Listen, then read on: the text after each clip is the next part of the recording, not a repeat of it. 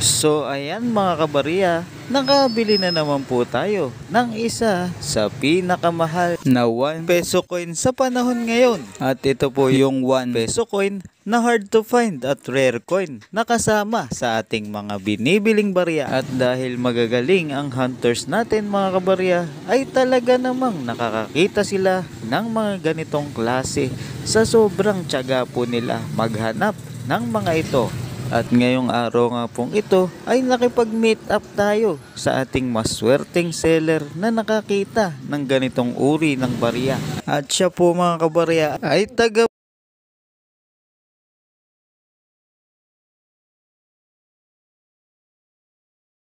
ito nga po yung nabili nating barya na talaga namang napakaganda. Ito nga po yung tinatawag na hard to find coin sa 1 peso coin na aking patuloy na binibili. Ito po yung 1 peso coin na may taong 2005. Pakita naman po natin kung gaano kakinis ang ating nabiling 1 peso coin year 2005 at ito po ay authentic na year 2005. Hindi po siya altered mga kabarya dahil hindi po tayo bumibili dito sa ating channel ng mga altered coin.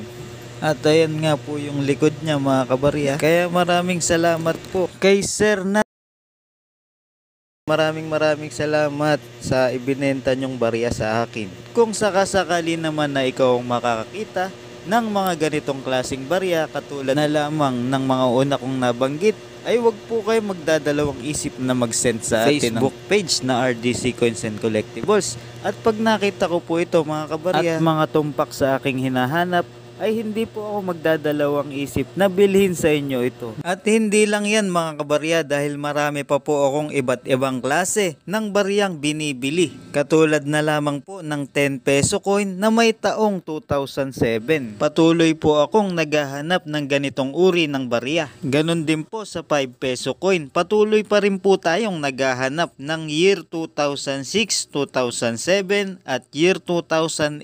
Sa 1 peso coin naman ay may hinahanap din tayo.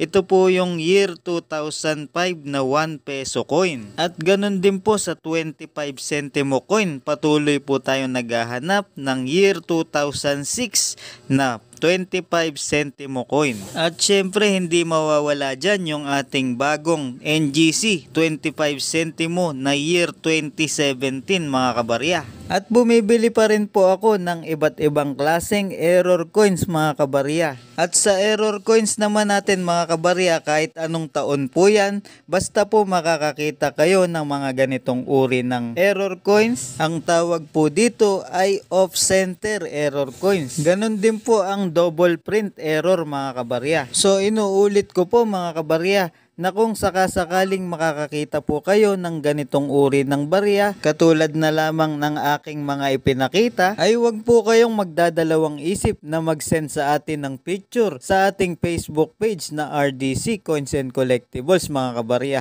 At pag nakita ko po yon mga barya nyo na tugma sa aking hinahanap, ay hindi po ako magdadalawang isip na bilhin sa inyo yan mga kabarya. Maraming salamat po.